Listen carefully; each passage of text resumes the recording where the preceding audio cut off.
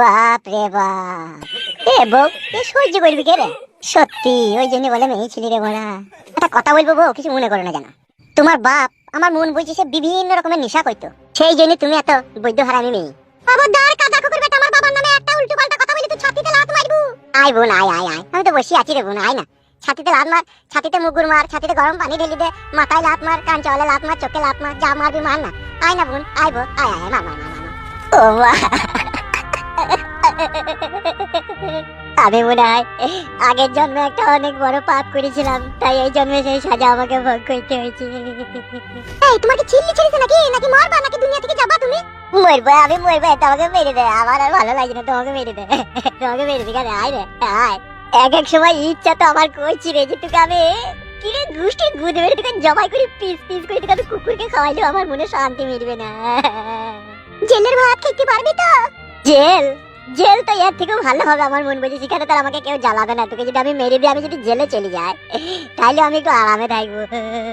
কিন্তু তোকে যে আমি মারতে পারবো না রে, আমার মধ্যে মনে সত্য বিবেক আছে। মানুষ হয়ে মানুষকে মেরে দেওয়ার মতো গুনাহগারি আর পাপী কাজ আর দুনিয়ায় দুটো নাই।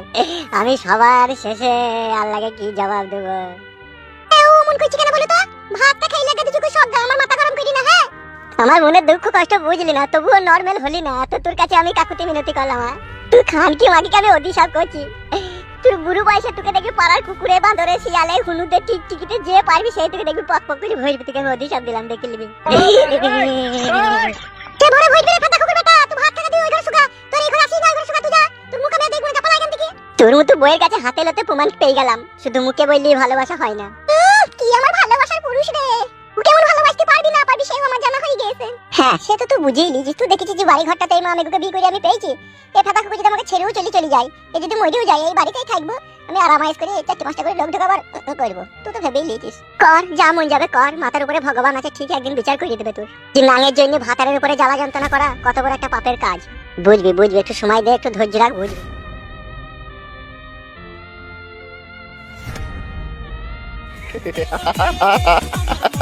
সত্যি বড় ভাইজান, ভগবান যে আপনাকে কি দিয়ে তৈরি করেছে? পেঁচা তৈরি করতে গিয়ে হনুমান কই দিয়ে দেবে। ইকিরে বোকাচোদ, আমি পেঁচা?